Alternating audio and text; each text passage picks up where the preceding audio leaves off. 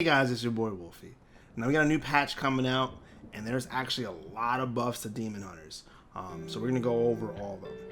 What's different now than before though is that we have a lot more theory crafters and people willing to do all the stuff that they weren't willing to do earlier in the expansion, which is great. It made finding information a lot easier.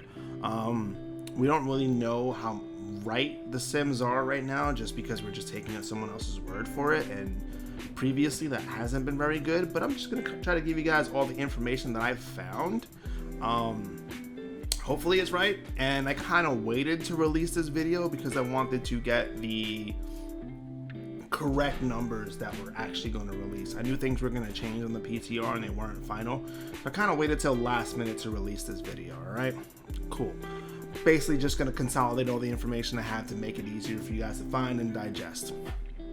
Let's go into it. Let's go into the first most important change that I think is happening in the patch right now. Our legendaries are changing. They have simultaneously made our legendaries more RNG and less RNG at the same time. That's crazy. Your old legendaries aren't null and void. They still have uses and they still have reasons to be used. Quick disclaimer, Chaos Theory is still really close in single target to the other ones, even though the new ones are kind of beating it a little bit. It's still possible to use, and it's not that far off. So if you can't make the other ones yet, don't feel like your character's complete crap. It's really not. It's really close. Collective Anguish is still the most reliable burst damage out of all of them, purely because every time you use it, you have a secondary Demon Hunter using a Fell Devastation or I-Beam, right? So like, it's always useful and especially good for those fights like Kale where you need the extra burst damage, and for like Denathrius ads or anything you got that has to be burst and there's no RNG involved.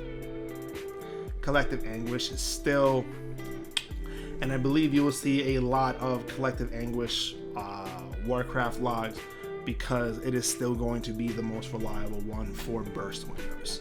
All right, cool.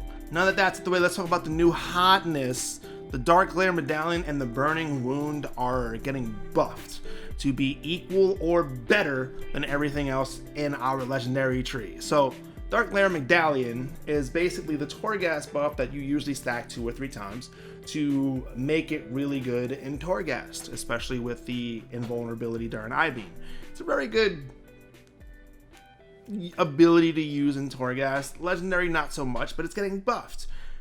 When you use I-Beam, it's going to refund the fury that it costs for I-Beam, and the percentage is going up from 20% to 40%. That's big. But the weird thing is that it's gonna have the highest variance of all the legendaries. We're talking about over a 1,000 difference in damage from top to bottom. It is massive. But the weird thing about it is that overall on single target, it's simming the highest. But just remember that also means that you might do the worst because you just had an unlucky fight. It will happen. It's also the easiest legendary to play next to Collective Anguish. You don't really have to change your playstyle or rotation or anything at all. You just pop that sucker in and boom, watch the DPS go up. It's pretty good for the casual player. I like it. It seems like it could be fun. It seems like it could be cool when it works really well, and it seems like it'll feel really bad when it doesn't work really well. It screams Stormstrike vibes for me for when I played a Shaman. I like it. It's probably not going to be the one that I'm going to use, but I like it. I will probably use it to parse. It will most likely be the parsing legendary you see when people want to have those high numbers on Warcraft logs. It won't be a good representation of how well they're playing, but it'll be there. Now, they also provided us a legendary with literal 0 RNG. Burning Wounds is getting a buff, a massive buff actually. It's going from 5% attack power on the dot to 20% attack power on the dot. And the Immolation Aura is going from 50% damage increase to 65% damage increase. That is awesome. Now, this is going to end up being our highest single, or our second highest single target by a little bit, and our highest AoE damage out of all the legendaries. But it also has 0 RNG. That's awesome. The one negative is it's bad burst. It requires a ramp up time. If things die too fast, you don't get the benefit of it. That's the worst part. That's it. That's the worst part about this. No, you do not have to keep on tabbing targets to apply the dot to get the maximum effect of this legendary. In fact, it is not worth messing up your rotation just to apply the dot. If you can apply the dot passively for whatever reason, there's a cursor macro that you can use, etc., etc. You can make it easier on yourself, but do not be don't mess up your damage rotation to apply the dot. The dot is not enough damage to warrant that. It's extra damage for those who are trying to min-max their DPS. It's a really good buff. It's a really good item. And it also works with Demon's Blades. I know it just says Demon's Bite, but it works on Demon's Blades as well, in case you were wondering. It also seems to synergize with our new talent that we're going to have that is actually going to change our talent builds around and our playstyle around. There is one negative to these two legendaries. If you like using Blade Dance, you will not be using Blade Dance in these legendaries, except in AoE situations. In single target, it is no longer worth taking First Blood with either one of these legendaries, and it's actually worth taking First Blood in AoE for Burning Wounds only, which means that if you do take it for Burning Wounds, you're going to be paying attention to if there's 2 or 3 targets around you. Let's get into the new talent builds that will be revolving around our new legendaries and our new buff to our talent. So if you don't know, one of our talents is getting buffed this patch. We're getting an Unbound Chaos buff. It is now going from 300% to 500%. It was 600%, but it was too much DPS and it completely overtook everything in single target and AoE. Basically, when we're using Dark Lair Medallion and Burning Wounds, we will no longer be using Blade Dance in single target. It's not what it is. If you want to use Blade Dance single target, use Chaos Theory. It's not that far away from Burning Wounds unless you apply Unbound Chaos, which is a lot more DPS. But as we know, you can't really use that on every fight because things like Sledge Fist exist, and I don't have to explain why breaking a chain in Sledge Fist is bad. So basically the idea is this is what your build is most likely going to look like regardless of what you use for a single target, for Dark Lair Medallion and Burning Wounds, and I think even Collective Anguish. Unbound Chaos is just really good in single target, but Glaive Tempest beats it once you add 2 targets all the way up to 7. Once you hit 7 targets, Unbound Chaos does more damage than Glaive Tempest in AoE because it's uncapped AoE. But Glaive Tempest does so much damage that it even overtakes it at 6, even if there's it's a 5-man target cap ability. That's how good Glaive Tempest actually is. So basically, we're going to be using Unbound Chaos for a single target, so get used to using that. And I think that's a perfect middle ground for people who were really into the momentum playstyle, because it does incorporate Fell Rush into our rotation and abilities, kind of like it was before anyway for downtime. But this is now a big DPS cooldown that you want to use over other abilities, so I think it's a nice little middle ground for people who don't like the momentum and do like momentum. I think it'll be perfectly fine. You will have to be careful about using it. Again, it can wipe your raid, it can get you killed, and you're gonna have to be a little more aware for where you're dashing. I'm down. I'm completely okay with this. I prefer this way more than momentum was, so like, let's do it. Basically, after an immolation, your next Fell Rush is going to be buffed by 500%, and it's going to hit hard. We've seen numbers like 11,000 or something like that. I've seen high numbers, so like, we're goody on this one. After that, this is obviously whatever you want. We're going to be using Cycle of Hatred over First Blood with a Burning Wounds and Dark Lair Medallion. It's just better, which means you're not going to be using Blade Dance in single target. I don't like that very much. I kind of like... I want to use Blade Dance. It's honestly my favorite ability for us. It looks the coolest. I'm all down for the anime style. Do not take Blade Dance off of your bars. Don't do that, because Blade Dance is still useful in 3+ targets. It is still good in 3+ targets. Just don't use it on cooldown in single target. Be better. Be good. Don't just take it off and remove that option that you have. Pay attention to how many targets you're fighting and make use of every utility and every tool you have. Unfortunate, again, we're not going to be using it in a single target. There is hope, though. I will go over that in a second. Right? So you get Cycle of Hatred, whatever else you want. Since we're not going to be taking Fellblade and Demonic and Demon Blades, you don't really need Master of the Glaive. It's not going to be used as something for downtime, because you don't have downtime, because you're going to be using Demon's Bite.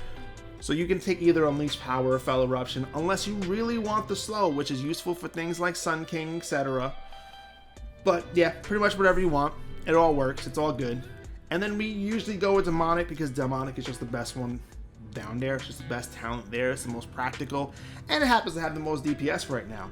Momentum is viable. You can play it. It is really good in Mythic Plus, but again, it's not really the best talent, just because it puts you in too many negative positions, and you have to literally play it perfect. And since it adds so much more player error, most of us aren't perfect. Plus there's ping, plus there's like bad pulls. There's so many things that could go wrong with Momentum. That being said, if this is what you really want to play, don't let me stop you or anyone stop you. You have fun. It is viable, and the damage is close enough that you will still be useful on your group. So play whatever you want. If they're close enough, it doesn't matter. Now, that's the build for generally Dark Glare Medallion and Burning Wounds 100% of the time. But Burning Wounds has a different build that you can do in AoE that actually does a lot of DPS. It's not the best, but it is viable in case you want to go back to the other playstyle because you like the way you played with Chaos Theory. What happens is you take Fellblade and Demon Blades, right? Instead of taking Trail of Ruin, you take either Unbound Chaos or Glaive Tempest. Trail of Ruin just gets replaced, basically. Single target is Unbound AoE for up to 6 targets, well, up to 7 targets is Glaive Tempest, as we know before. And then you could take First Blood and Master of the Glaive, and then you could be using Blade Dance on 2 targets or more. Still not very good for using it on single target, but at least you get to use it on 2 targets if you really want to go with this playstyle. It is viable. You can do it. You don't lose that much DPS, so don't feel too bad if this is what you want to play as and test. Again, we don't really know if the sims are 100% correct. We've had this situation in the past. We know it's happened, so take it with a grain of salt. I'm only telling you about the sims that I've seen. This is not 100% tested by me. I will test it after the patch and give you guys another video confirming everything that I'm saying right now, or basically saying I was an idiot, don't listen to me. So back to the legendaries, right? Let's talk about like the next important thing about this. I'm trying to get all the important information first. So you got your build, you got sort of your rotation's basically the same for the most part. You got, except you just add Unbound Chaos in there. You guys know this. This is not too difficult, right? So let's talk about the next important thing. What slots do you want to buy your legendaries on? That's a really important thing. Now, I may have messed up and I bought the cloak. Now the reason I bought the cloak is because my guild isn't on SLG yet, and I have a very badly statted cloak.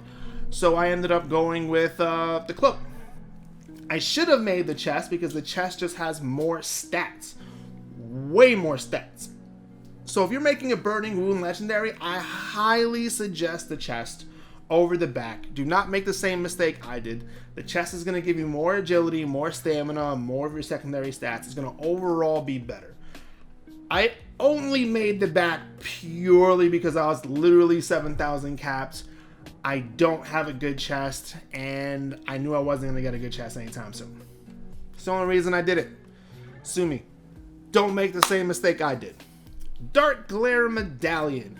This is actually very close. Even though neck pieces don't give you any agility, this is actually extremely close. They give you so much more secondary stat that it becomes really useful to have it. I would suggest making the legendary neck because it is extremely hard to get a well-statted neck. It is extremely hard. There is almost no haste versatility, crit versatility neck pieces in Castle Nathria that is available to us right now. What's going to happen in next raid? No idea. But for right now, the actual neck piece is probably better off than the waist, just because it's easier to get good waist. We have a good waist off Huntsman, which is really accessible, and we also have a good waist off of Sledge, which is less accessible. But for the most part, we have good waists that are very easy to acquire. So if you want my opinion, get the neck if you want to make the Dark Glare Medallion. Both are good. Both legendaries are good. Pick up whatever one you want. This one's probably easier to use than Burning Wounds is. So, I mean, play whatever one you want. They're all good. The next change that I've noticed is all the trinkets are getting buffed except 2, I think. It's the Q from the other side, and I forgot the other one. It's the SLG buff and the Macabre music sheet from Council. Those aren't getting buffed. Every other trinket's getting buffed, and the reason they're getting buffed is to make them better than the PvP trinkets. Unfortunately for me, I have a cube. So now my cube sucks. It's okay though. So yeah, trinkets are better now. Awesome. More DPS for us. That also means more DPS for everybody else. Except the fact that a lot of people's best in slot was the cube. So this might bring us a little closer in line than we were previously, which is awesome. So basically the too long didn't read. Burning Wounds is going to be your old reliable. It's going to be your go-to. It's going to be your progression legendary. It's going to be the one that provides the most stable results. It's always going to perform the same. The only negative on it is that it has a long ramp up. It's not the best for burst AoE scenario situations. The best scenario I can think of is during the Nathrius when the ads spawn. You only have like half a second to kill everything. Collective Anguish is just going to be your best in that scenario because it's on-demand bursts. Same thing with the Sun King Shield and all the other situations that are like that on DPS. Now, if we're talking on the other side of things, you have Dark Glare Medallion, which is good in AoE and can have good burst situations if you get procs for AoE, but it's not guaranteed. Again, great legendary. You're still going to want to keep a hold of Collective Anguish because Collective Anguish is the king on burst AoE scenarios. So you're probably still going to see Collective Anguish. Chaos Theory is now your 4th best legendary. It's not the one you're going to want all the time, unfortunately, for all of us. But it's still a viable option just in case you have it. Don't feel like you're you're just like completely screwed over. You're not. It's still solid. It's still good. You can still use it. But yeah, at the end of the day, those are the 3 you want. You want Burning Wounds, Dark Glare, and Collective Anguish. Cool. Next situation or topic we have to talk about, the Covenant changes. Necrolord isn't going to change anything. We're not going to be picking it up. It's still not better than Night Fae or Venthyr or Kyrian. It's just closer now. It's not completely useless. I think it's mainly for people who are not, who just want to pick Necrolord because they want the flavor of being Necrolord.